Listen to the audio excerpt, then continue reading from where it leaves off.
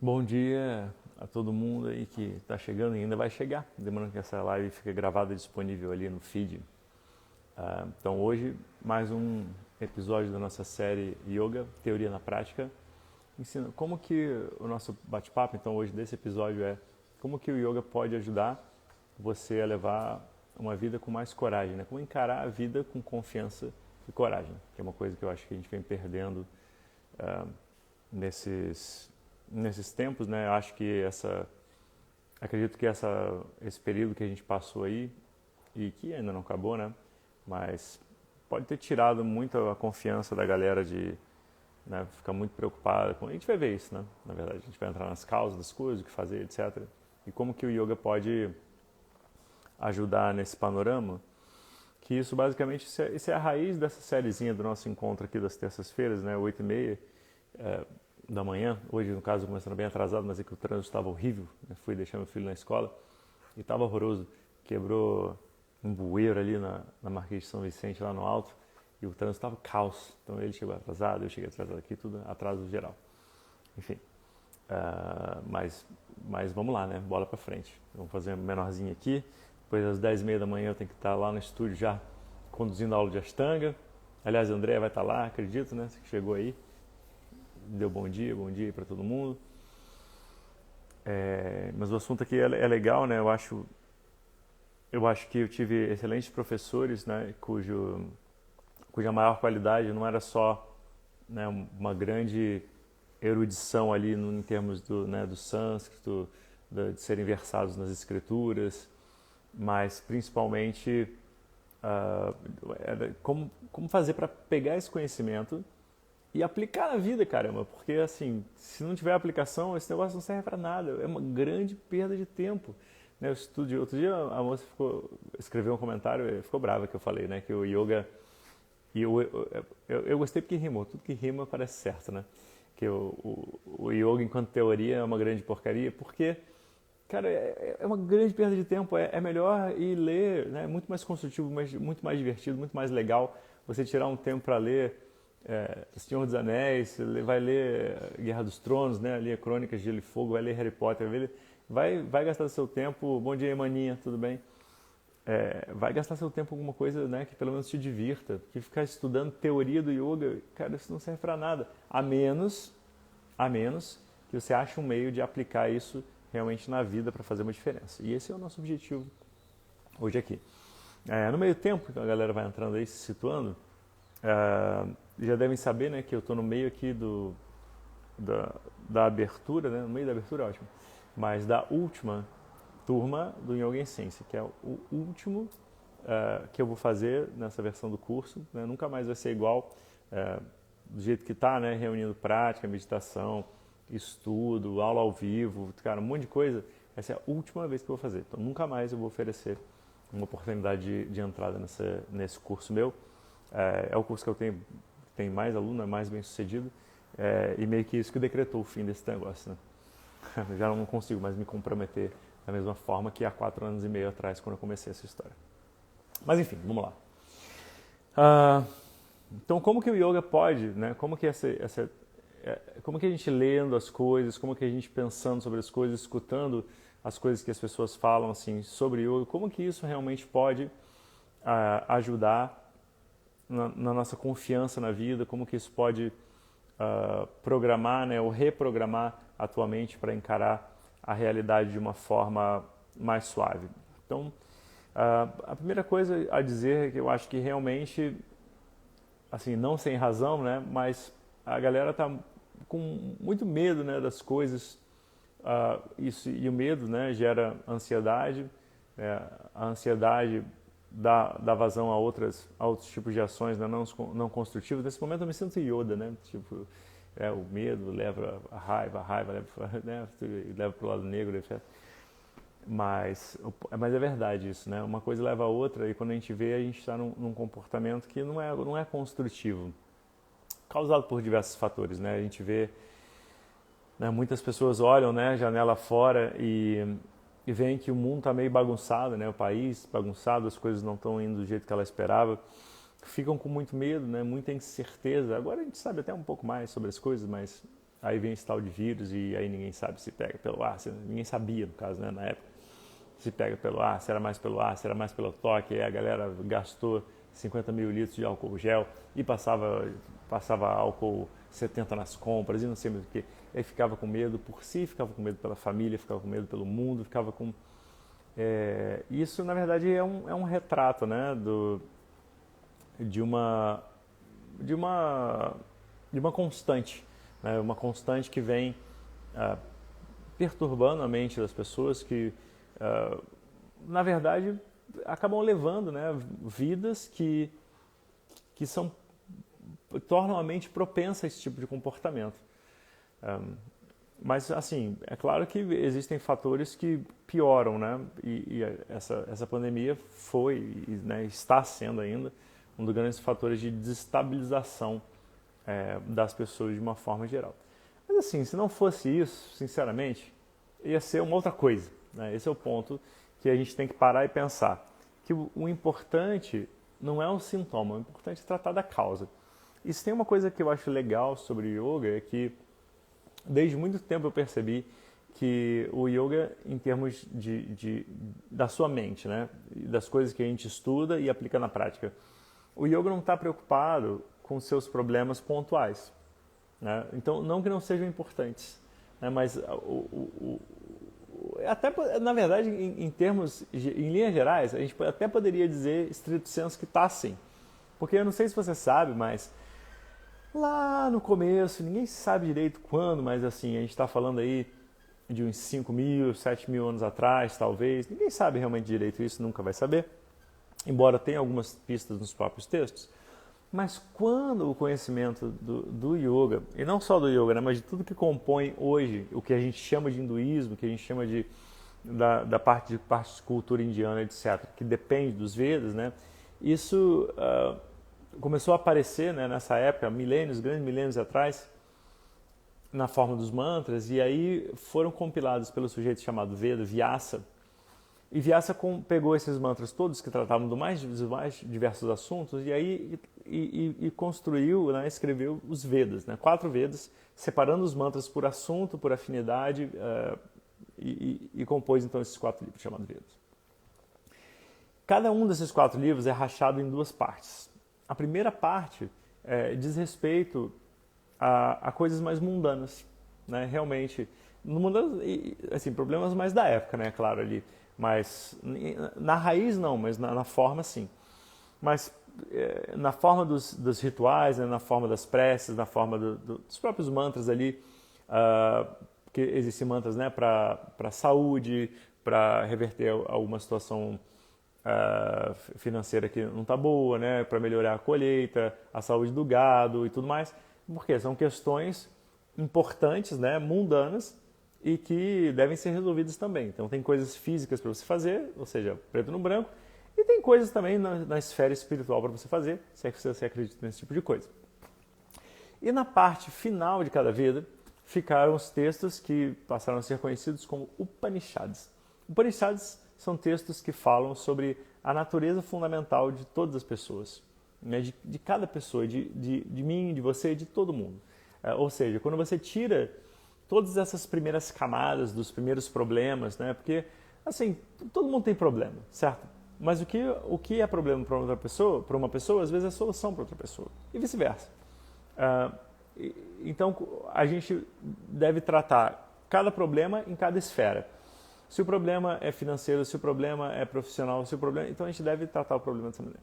Agora, qual é a causa desses problemas? Qual é a causa da insatisfação do ser humano em primeiro lugar? Por que isso se quer? Né? Por que a gente se incomoda com as coisas? Qual que é a raiz do medo? Qual que é a raiz da mágoa? Qual que é a raiz da insegurança? Qual que é a raiz da ansiedade? Porque quando a gente fica tentando tratar as coisas de uma forma pontual, a gente está fadado a ficar apagando incêndio. Essa que é a verdade. A gente vai passar a vida apagando incêndio. E a gente se sente mais ou menos como antigamente a galera mais nova não vai se relacionar não, mas o pessoal que tem a minha idade mais ou menos, ou mais, já viu, né, aqueles desenhinhos que ficava ali o pica-pau, perna longa, não sei o que, ficava na represa. E aí a represa, né, juntava um aguão assim na represa e o guardinha ali ficava tentando impedir a represa de arrebentar. Aí ele botava uma mão aqui, ele botava o pé ali, botava o dedo a colar e separava os dedos, botava ali para o negócio. Isso é tentar resolver os problemas pontuais achando que vai dar em alguma coisa. E a ironia é o seguinte, então não é que não se deva, né, não fazer nada, tipo, deixa rolar esse troço. Não, a gente deve resolver. Mas se a nossa segurança mental, né, se a nossa sensação interna de tranquilidade depender de uma situação ideal em que não haja problemas, né, não haja preocupações, a gente está muito do ferrado. Porque não tem como resolver problemas permanentemente. Né? Tem como resolver coisas pontuais, mas assim, sempre aparece uma outra coisa. Né? Sempre aparece um outro negócio. Atrás de uma lista de afazeres, tem a outra lista de afazeres, cada dia um dia. E mais, mesmo quando a gente... Então, porque o problema parece insolúvel, né? Porque é meio desesperador às vezes ouvir de prima, mas na verdade eu tenho uma luz no fim do túnel, eu te prometo. Mesmo quando a gente está numa situação que a gente considera ideal em comparação à anterior, a mente, pela sua própria natureza, ela começa a criar treta onde antes você não tinha. É uma coisa bizarra, mas é assim. Se não vejamos, né? Você imagina que de repente você vai... Né? Hoje eu ouvi falar que a Mega da Virada vai pagar mais de 300 milhões de reais. E eu acho que isso aí dá pra dar uma resolvida, né? Assim, dá pra sair do SPC, dá pra pagar uns credor aí, acho que dá pra comprar umas cuecas novas, né? Enfim, é um dinheirinho. E aí, o que acontece? A pessoa que está passando por necessidade financeira, se de repente ganha, nem precisa ser sozinho, né? Mas se de repente ganha essa bolada aí, vai ficar muito feliz, com certeza. E a vida vai dar uma virada completa. Quase 100% dos problemas dessa pessoa vão desaparecer da noite para o dia. Então talvez ela não tivesse conseguido pagar o aluguel, vai pagar. Né? Vai, na verdade, poder comprar, talvez um prédio se ela quiser. De repente não estava conseguindo comprar comida e agora dá para comprar 15 cozinheiros, né? 2 para cada dia da semana, tranquilidade, ainda fica onde sobra. De repente ela precisava pegar transporte público e agora pode comprar 50 carros, né? Ainda sobra dinheiro para comprar, tipo, vai dar para comprar gasolina, velho. Com 300 milhões dá. Enfim, vários dos problemas anteriores vão desaparecer assim. Foi. E aí a pessoa vai passar por uma fase de adaptação, assim, feliz da vida, curtindo pra caramba. Aê! Tipo, uou, vamos lá. Mas essa fase não dura pra sempre. É que nem novo relacionamento. Você começa a se relacionar com a pessoa, aí conhece e tal, você rola o primeiro beijinho, pronto, cola na pessoa. Velho, os primeiros meses, ou sei lá quanto tempo, né, depende, você nem sai de casa. Você só quer ficar com a pessoa. Mas de repente, as tretas começam a aparecer. Então a mesma coisa quando você, né, voltando ao exemplo aqui do dinheirão, as tretas começam a aparecer. Por quê? Não tem como uma mente ficar parada num lugar há muito tempo, principalmente uma mente destreinada. Ela não fica. A mente deseja, a mente muda, a mente quer, a mente balança. Então, antes, você não estava nem aí para, tipo, se a sua torneira está desbotando ou não. Se sair água, está ótimo. Você não está nem aí para como que a sua geladeira está, a aparência está enferrujada, mas se ela está funcionando, está gelando as coisas, ótimo. Mas quando você ganha essa quantia de dinheiro e muda de padrão de vida, de repente, se a sua torneira for de ouro, mas tiver um arranhão, você fica bravo. Se o teu carro né, tiver com um retrovisor, né, torto, fica bravo. Isso porque existe, né, em cada pessoa uma grande insatisfação interna e que lá nos Vedas, né, se fala sobre isso.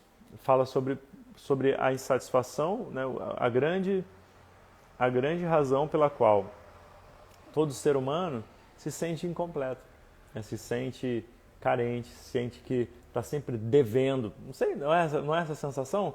Estou devendo, tenho coisas a fazer, estou sob muito estresse. E aliás, né, parênteses aqui fala do estresse, é importante, né, guarda isso. Não tem como se livrar do estresse. Inclusive, você não gostaria de se livrar 100% do estresse.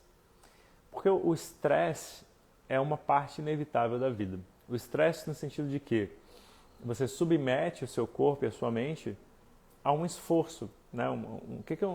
Quando se fala em inglês, stress, você está, por exemplo, apoiando uma coisa sobre a outra, você está estressando.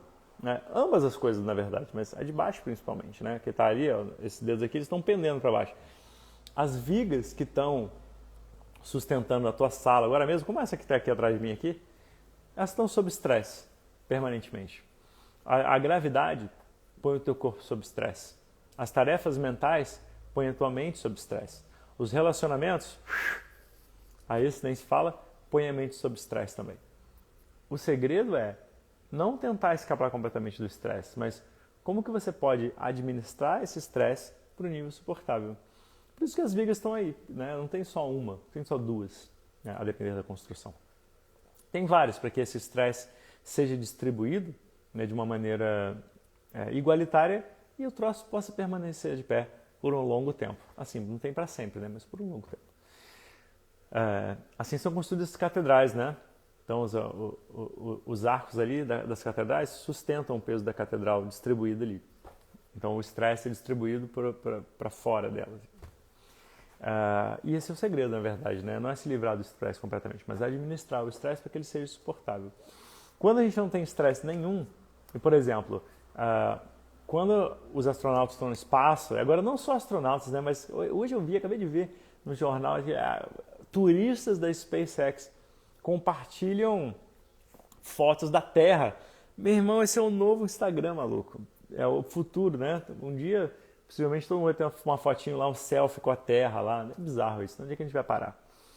Mas eu falei do espaço porque quando os astronautas vão para o espaço e o corpo não tem mais o estresse da gravidade, então começa a perder massa óssea, massa muscular também, né? Então o estresse é uma coisa necessária para a gente sobreviver, para a gente aprender, para a gente lidar com as coisas, né? Então para o corpo é importante, para a mente é importante. O lance é o quanto de estresse. E a natureza dessa insatisfação, voltando, é porque o Veda explica, né? É um estudo do panorama mental de todas as pessoas resumido em apenas 4 coisas. A primeira coisa que todas as pessoas no mundo querem, todas as pessoas, independentemente da cultura, independentemente da raça, do credo, da religião, enfim, de tudo, a primeira coisa que todas as pessoas querem é segurança. Estar seguro. Pode ser que, para você, como que isso aparece, muda, ok? Mas a gente está falando de coisas imutáveis em sua natureza, mas que quando elas aparecem, elas modificam. Por exemplo, segurança é uma sensação que as pessoas buscam universalmente. Agora, como que essa segurança vai aparecer? Para algumas pessoas, pode ser ter uma casa própria. Para outras, uma casa alugada. Para outras, não ter casa é a segurança. Para outras, não tem nada a ver com casa. Para outras, enfim, deu para entender, né? Mas segurança. Para algumas pessoas é ter muito dinheiro. Para outras pessoas é pouco dinheiro. Para outras pessoas, na Índia se vê muito isso, é não ter dinheiro, deixa para lá.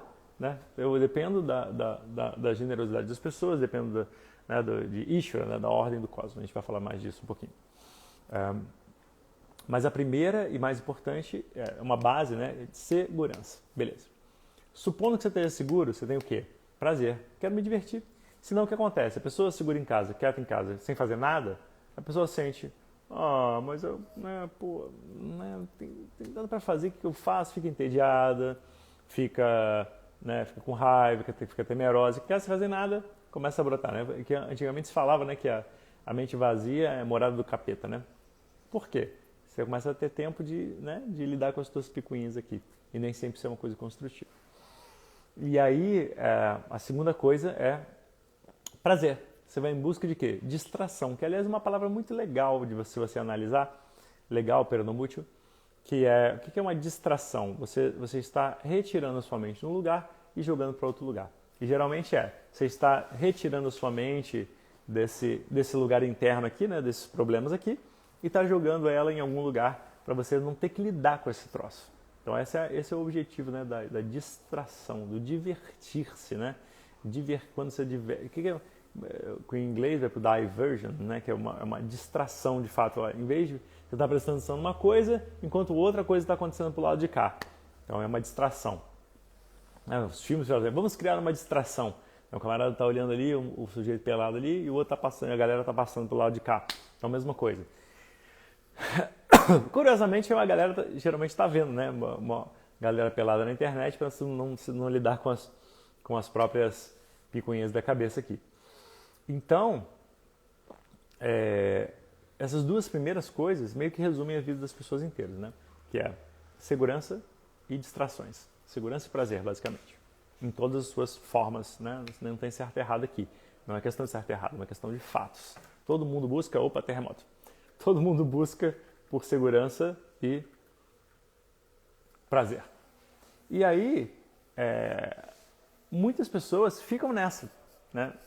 E no entanto, essa vida de facilidades que a gente leva hoje em dia, ela torna muito, muito evidente para muitas pessoas a falha crucial que tem nesse raciocínio aí. Tipo, minha vida se resume a obrigações, né, e prazer nas horas vagas. Obrigações e prazer. Segurança e prazer, segurança e prazer.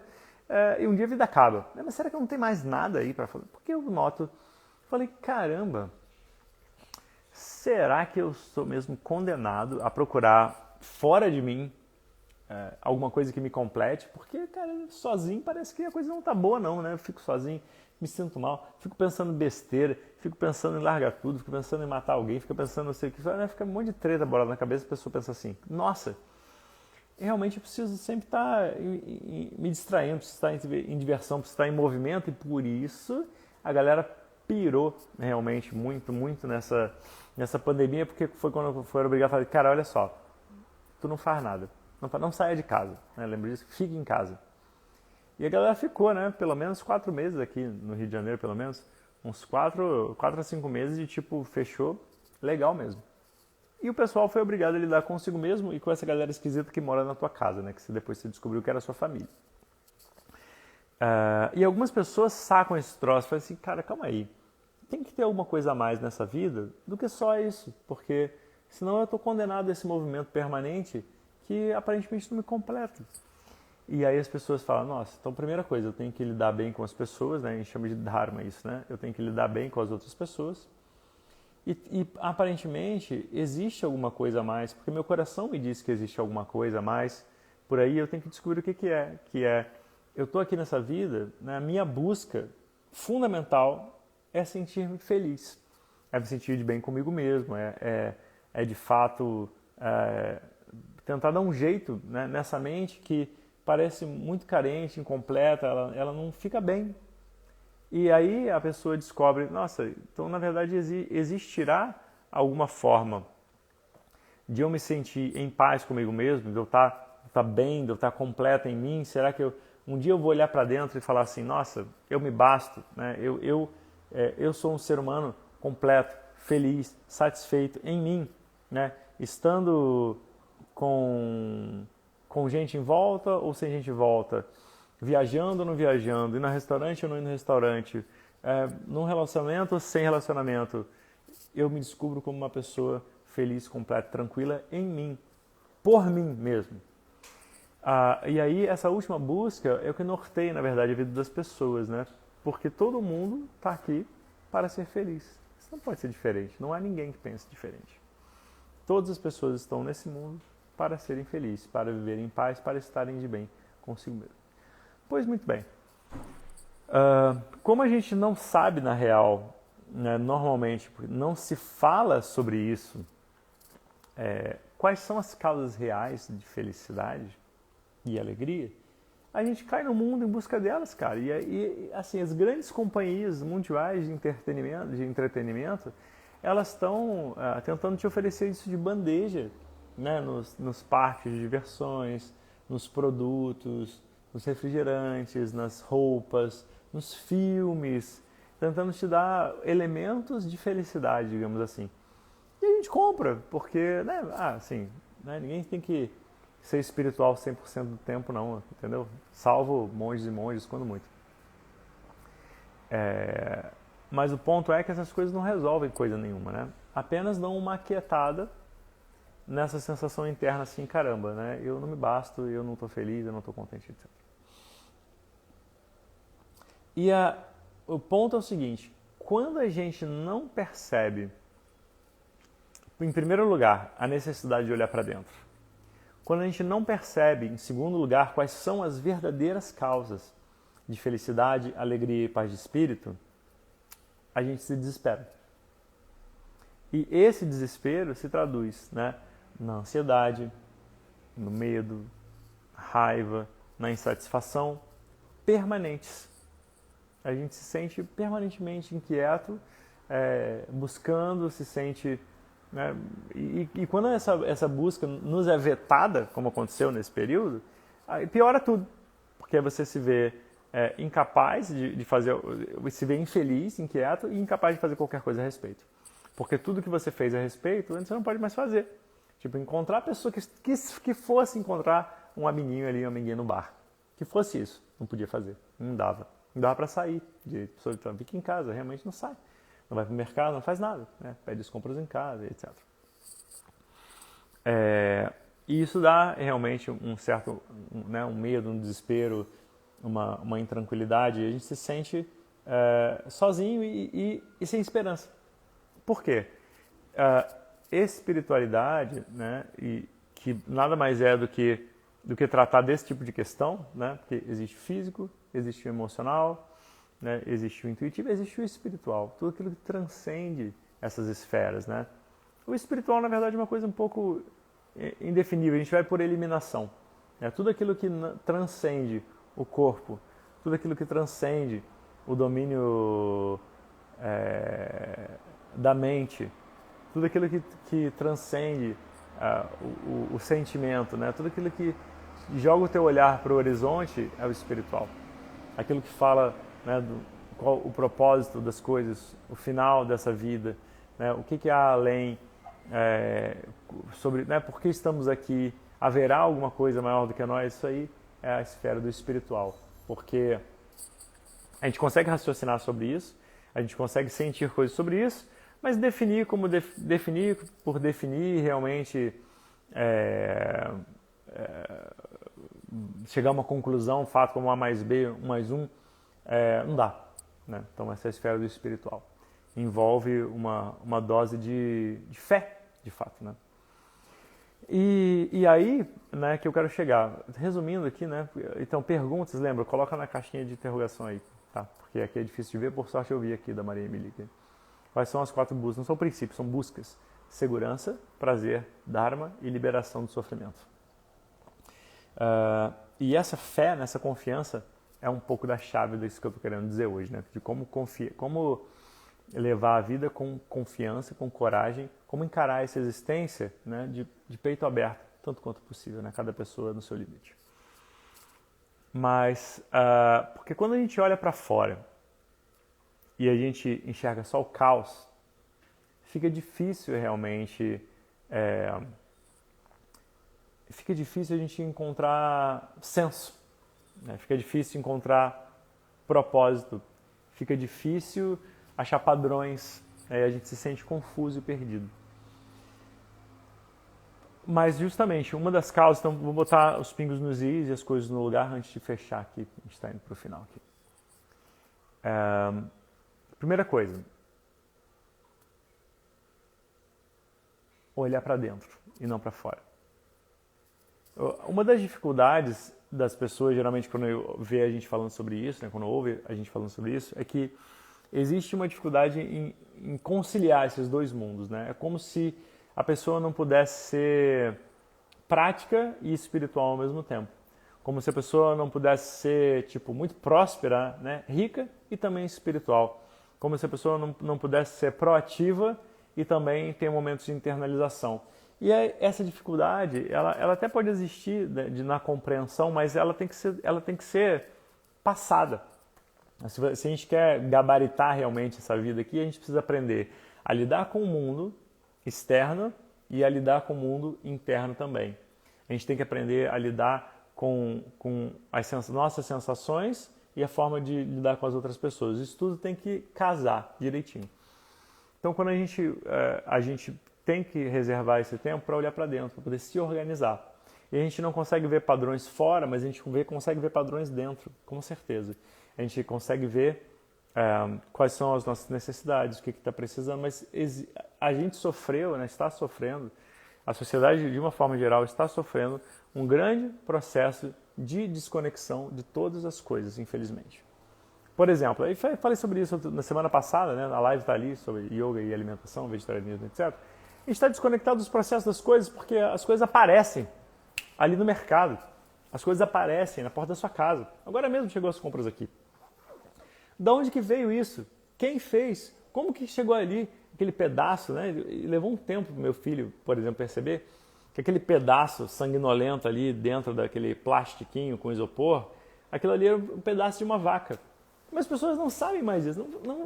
É impensável, né?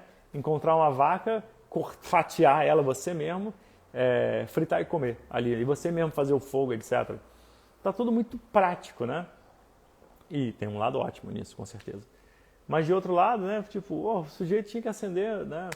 Não passa aí 100 anos, o sujeito tinha que acender um forno a lenha ali. Não passa mais 100, 200 anos, tinha que cozinhar ali na fogueira, tipo, dentro de casa, né? Numa lareira, fora ali, numa churrasqueira improvisada, sei lá eu. Então a gente está sem contato com os processos. Os processos internos e os processos externos também. Então a primeira coisa a fazer é se reconectar com os seus processos internos.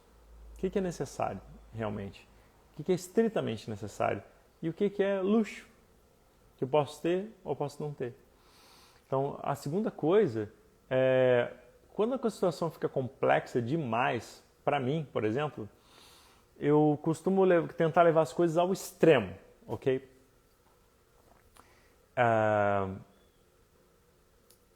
E nesse ponto, né, eu me lembro não sei quem viu esse filme e também leu o livro, né, que depois disseram que era um plágio, né, de um livro brasileiro, mas eu não li nenhum dos dois, então não sei, eu só vi o filme. E aí, essa é a vida de Pi, né, ou alguma coisa parecida com isso. Que basicamente a história, né, acho que vou dar spoilers aqui, mas enfim, senão não consigo fazer meu ponto. Mas quem não quiser ouvir, fecha o ouvido e fica assim, lá, lá, lá, lá, lá, lá. E aí conta a história, né, de um garoto, né, que tem um naufrágio e ele fica preso num bote ali com um tigre, né, no comecinho ali é um tigre, um orangotango, não sei mais o que. E aí, na verdade, no filme é ele contando isso em retrospecto, né? O que aconteceu com ele, o que aconteceu no naufrágio, como é que ele foi, como é que ele fez, como é que ele deixou de ser, não sei o que, parará. E aí no fim, bem no final, olha os spoilers aí, né? O jornalista, ou coisa parecida, tá falando com ele lá, fala assim, mas vem cá, você tá querendo mesmo que eu acredite que você sofreu um naufrágio e aí você ficou amigo de um tigre, tinha um orangotango, e aí fazia não sei o que, você ia para uma ilha, aí começa a teorizar ali em cima do negócio, né? Olha, na verdade o orangotango era sua mãe que te protegeu, né? Ali do cozinheiro, que era o outro bicho lá, e o tigre era não sei o que, parará. Aí sabe o que o Pi fala pro cara? Ele fala assim, ó, mais ou menos, né? Não lembro como é que ele fala direito não, mas ele fala assim, você pode escolher, né? Essas duas formas de ver, você pode escolher. Você pode escolher ver, né? Se você quiser, você pode ver, né? Como esse retrato assim meio sombrio, né? Que a mãe matou o cozinheiro, se mataram, caíram do mar e que aí ficou o tigre, que eu não me lembro mais quem era, ou que não era ninguém, ou enfim, e que ele ficou sozinho, e que por sorte, não sei o que. Ou você pode entender exatamente, né, do jeito que eu te contei, aqui realmente com os animais, etc. Então isso é uma escolha, né, que você tem a fazer. E com Deus é a mesma coisa. Você pode olhar para esse mundo lá fora e dizer assim, não, Isso aí, para mim, é só um grande conjunto de probabilidades, né? Isso aí não tem propósito nenhum. Isso é um grande acaso. Esse mundo, esse universo, ele está aí por um grande capricho, né, da natureza, porque as estrelas se combinaram, os elementos estão aí. Por que o universo existe? Não, mas só porque sim. É um grande acaso, né? O Big Bang aconteceu e aí as coisas aconteceram e porque, né, as probabilidades são essas e aí você sai e por acaso acontece isso, por acaso acontece aquilo e não tem nenhum propósito nessa vida, entende? Não tem nada. É uma forma de ver. Agora, existe uma outra forma de ver. Existe a forma de procurar, né, e achar, né, inteligência nas coisas, propósito.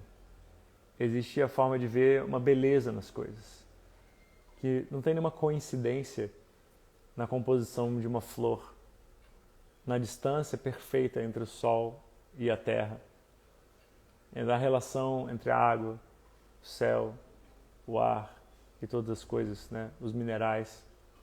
Não tem nenhuma coincidência no fato, né, desse planeta funcionar. Não existe coincidência nesse equilíbrio de forças que mantém a vida aqui. E se a gravidade fosse mais forte, se ela fosse mais fraca, se o ar fosse mais rarefeito ou mais concentrado. Enfim, existe um olhar que ele é cheio de... Esse propósito, ele dá para a pessoa também esperança. Ele dá um senso de objetivo e, acima de tudo, ele te dá a impressão de que as coisas são possíveis, de que elas vão se encaixar.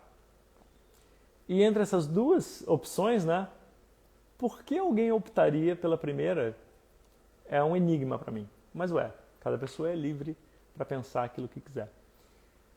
Mas o ponto também sendo que o yoga fala sobre isso, né? Como que isso se junta ali no yoga? Quando fala sobre Ishvara, né? A ordem que controla esse universo, impessoal, não é homem, não é mulher, não deseja nada, etc. Mas é um conjunto dessas leis que gerenciam não só o planeta como o universo. Quando a gente olha para fora e a gente dá, por exemplo, um rosto, uma roupa, uma forma para isso que chama de deidades, né? O conhecimento, a boa sorte, a prosperidade, a força, né? O vigor,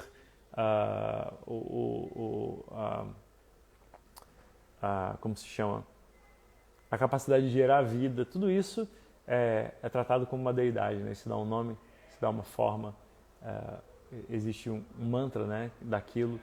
E essa atitude, né, espiritual frente às coisas pode te dar realmente um amparo quando a lógica te falha, né? Quando, né, você pensa, você entende as coisas, mas de repente entender não é o suficiente. Entre entender e sentir tem quilômetros, né? Tem anos-luz de distância. E às vezes quando a gente está precisando, né, dessa coragem, desse propósito, não é suficiente somente entender as coisas, né, fisicamente, mas às vezes saber que as coisas têm um propósito, que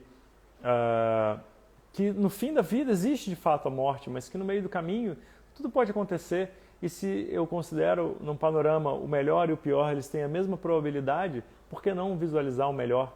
Por que não tentar entrar em contato com as coisas positivas em vez das negativas? Isso reflete também no estilo de vida de cada pessoa. E o yoga está toda hora dizendo isso pra gente, quando diz assim, olha, presta atenção, existem valores universais para você observar, eles são universalmente positivos, são universalmente desejados por todas as pessoas. Não violência, verdade, retidão, respeito, disciplina, energia, autoestudo. Né? A gente tem que voltar a mente para o básico, para o princípio. E quando nos falta essa confiança e quando a gente está, né, meio para baixo, etc., que esse olhar esperançoso, né, ele possa confortar nossos corações. E, enfim, no fim das contas, eu acho que a lição ali do Pi, né, é que quando tem duas formas de você olhar para a mesma coisa e uma é pessimista e uma é otimista, por que não escolher a otimista? Né? Eu não acho que tem certo nem errado, mas parece, né, que um dos caminhos é pior, né? Você olha para duas, você olha numa encruzilhada.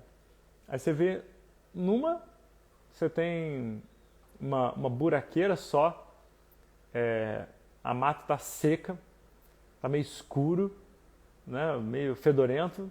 Aí você olha para o outro lado, tem uma graminha verde, tem umas flores, árvores, né, uns passarinhos. Aí você vai pegar qual caminho? Então, assim, olha só, não, é certo que os dois vão te levar para o mesmo lugar, tá? É certo, qualquer um dos dois está bom. Por que alguém pegaria o caminho buraquento e fedorento é um mistério para mim. Mas às vezes as pessoas tomam sem perceber, aí é que tá. Elas pegam esse caminho sem perceber.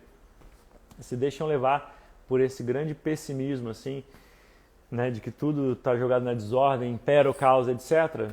Assim, a gente diz, né, no yoga, né, nada está fora da ordem universal. Às vezes, existe... O caos é uma coisa que a gente não consegue saber o objetivo, não consegue acompanhar os padrões, né? Mas o fato é que se tivesse, né, um computador suficientemente potente, é impossível, né? Mas para calcular, né, os movimentos de todas as partículas, a gente conseguiria prever as coisas, né? Não haveria novidade. Então, na verdade, o caos é um ponto de vista. O caos é um ponto de vista. E acho que essa é a mensagem que o yoga traz para a gente, né? Em primeiro lugar, olha para dentro. Também, não só para fora. Em segundo lugar, quando você vê falta de propósito, a sua visão é que tem que ser afinada. Você olha para uma questão e você sempre vê o lado negativo da questão, então o problema não está na questão, o problema está em você. Porque as questões elas vão sempre aparecer. Então é preciso, né, reorganizar realmente a vida. Parar e repensar o nosso comportamento, a forma de encarar as coisas, a forma de se expressar, a forma de sentir, né? E o fato é que, enquanto isso não acontecer, parece realmente que está tudo bagunçado, parece que está tudo indo para o buraco, mas porque está tudo uma zorra desgraçada. E o yoga diz para você isso na hora de falar assim, cara, vamos organizar a casa. Né? No que diz respeito, por exemplo, a Patanjali, que diz 8 passos para você planejar praticar yoga. Os primeiros passos são yamas e niyamas, que é reorganiza a tua casa, meu filho, reorganiza o teu panorama mental, os teus padrões estão todos errados. Se você tem como padrão não dizer a verdade, tem como padrão desrespeitar tudo quanto é lei quando te convém, você tem como padrão não ser realista, você tem como padrão não ser reto, né? Ou seja, aquilo que você pensa não é o que você fala, não é o que você faz. Aí a vida bagunça, mesmo, bagunça, não tem jeito.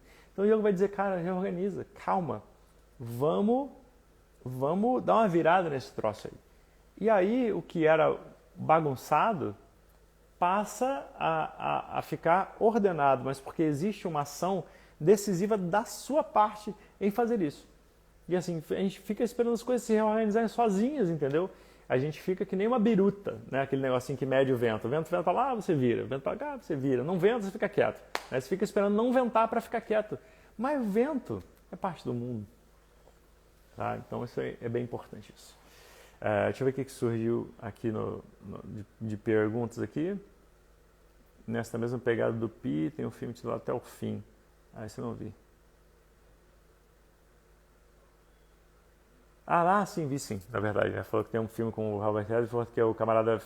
Só acontece desgraça com esse filme lá, ele naufraga, e aí também... Aí ele naufraga, aí o barquinho começa a afundar, aí ele pega um botinho, aí não sei o que, aí tem... Nem mesmo se tem tubarão não, mas enfim, mó zorra desgraçado. Aí no fim o cara fica com um bote do tamanho do pé dele, assim, uma coisa... E no fim, justamente, né? Aí ele afunda, né? E fica na perspectiva de cada pessoa que aconteceu ali, né? Na verdade. Mas isso tem uma coisa que eu aprendi, né, na minha vida, isso que existe um tanto que está no nosso controle. Então a gente pega isso e vamos controlar, né? Vamos dar uma virada na vida, mas para isso o que é preciso? O yoga te dá ferramentas. Então tem que estudar as ferramentas, tem que aplicar as ferramentas, tem que buscar ajuda quando necessário, beleza. Mas e o resto? Cara, o resto está entregue, entendeu? O resto está entregue. Não tem como, a gente não tem controle sobre a pandemia no mundial, a gente pode fazer a nossa parte. A pandemia segue o rumo dela, a gente faz a nossa parte, a galera faz a parte dela, ou não faz, né? Você pega o Rio de Janeiro. Rio de Janeiro é uma zorra desgraçada. Por quê? Porque as pessoas não querem se organizar, velho. As pessoas não querem se organizar. Por exemplo, ironicamente, eu tenho um olhar pessimista sobre a cidade. Porque eu não acho que o carioca, de uma forma geral, quer se organizar. Por quê? O jeitinho impera na cidade. Tipo, você sai na rua, o trânsito no Rio de Janeiro é uma desgraça, uma desgraça. Por quê? Quando convém, as pessoas quebram regras. Todo mundo sabe qual é a regra do trânsito, mas todo mundo quebra. Daqui, da minha casa, né, aqui no Leblon, até a Gávea, a distância é pouca, tá? E eu vou deixar meu filho na Gávea todo dia ali, praticamente. E nesse curto espaço, que deve ser o quê? 3 quilômetros? No máximo. Você vê de tudo nessa vida. Você vê moto na contramão, ônibus na contramão, gente parada em fila dupla, né, interrompendo metade da Marquês de São Vicente ali, uma coisa bizarra. Gente atravessando a faixa contínua ali, dupla, para virar, né, para o outro lado, gente parando para poder... Cara, é uma desgraça, tem de tudo. Ironicamente, né, se a pessoa... essa subjetividade não pode acontecer se a gente quiser organizar coisas, que é, ou a regra é uma regra, ou ela não é uma regra. Porque quando me convém é muito fácil, porque quando eu quero parar em fila dupla, porque eu quero comprar um pão, eu paro. Para mim é ótimo. Para o trânsito é uma porcaria. E aí, quando eu quero passar e tem um sujeito parado em fila dupla comprando pão, eu fico com raiva desse cara. Quando eu vou pelo acostamento, tá tudo ok. Quando o outro cara vai pelo acostamento, não tá. Quando eu vou pela contramão, tá tudo ok. Quando o outro cara vai na contramão, não tá ok. Fico com raiva. E a cidade é basicamente esse jeitinho, né? E aí, por exemplo, aí teve uma vez que eu fui para a Índia, eu passei pela Alemanha. Foi a primeira vez que eu passei pela Alemanha. A Alemanha estava assim, né? Eu cheguei no ponto de ônibus ali, aí estava dizendo ali, o ônibus vai chegar às 8h32. Aí eu falei, Quando bateu 8h32, o ônibus chegava. Aí, quando o sujeito chegou atrasado no ponto de ônibus, alcança o ônibus no sinal, o cara não deixa o sujeito entrar. Por quê? Só pode entrar no ponto de ônibus. Quando isso acontece aqui, o cara fica com raiva. Diz assim, mas como assim? Você descansa? Porque não pode? Não pode, filho. Não pode pegar a gente fora do ônibus. É para a segurança até da própria pessoa. Não pode. Mas a pessoa fica com raiva, ou seja, fica com raiva do motorista que está cumprindo uma regra estabelecida, que todo mundo, inclusive, conhece. Então, filho, não dá para ter o melhor dos dois mundos, entendeu? Ou você tem as coisas organizadas certinhas. Já aconteceu uma vez de, tipo, tentar entrar na loja, estava no minuto, 8h29. A festa estava 8h30. Aí o cara falou, nem entra, porque 8h30 fecha. Você vai entrar para sair, porque já vai fechar. Não tem condição. Mas eu só quero comprar, não, sinto muito. Porque é entendível, entendeu? O cara que trabalha até 5 da tarde, ele quer sair 5 da tarde. E se você queria comprar uma coisa, você fosse antes na loja. Mas aqui não. A gente ficaria com raiva da pessoa, né, que fechou a loja pontualmente. É uma coisa bizarra, né? É o auge da subjetividade, infelizmente. E a consequência a gente tem aqui. Né? Está aí, para todo mundo ver. As coisas não funcionam. As coisas não funcionam. As coisas demoram, né? O cara não vai, o cara falta. Né? Na Holanda, você pode abrir uma empresa uma tarde. Você entra ali, daqui a pouco, horas depois você sai com a empresa. Aqui, por quê? Não se tem esse valor, né? A gente tem um valor por deixar as coisas soltas. Por deixar as coisas tipo, tá bom, depois eu vejo, tranquilo. Dá um jeito aí, colabora, parará, não sei o quê. E fica bagunçado, entendeu? Então, ironicamente, sobre a cidade em si, eu tenho uma visão pessimista. Mas por quê? Porque eu não vejo as pessoas com vontade de mudar na real. Não, porque eu queria que fosse mais organizado. Então vamos organizar? Não, deixa pra lá.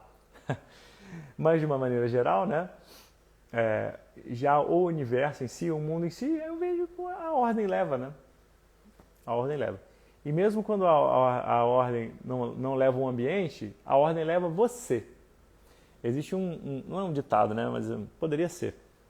Porque tem uma citação dizendo: o Dharma protege aquele ou aquela que protege o Dharma. Significa, se você estiver na correção, né, você vai no embalo. Você atrai, né, por assim dizer, situações e pessoas que estão na mesma vibe que você. Enfim, esse é o ponto, né?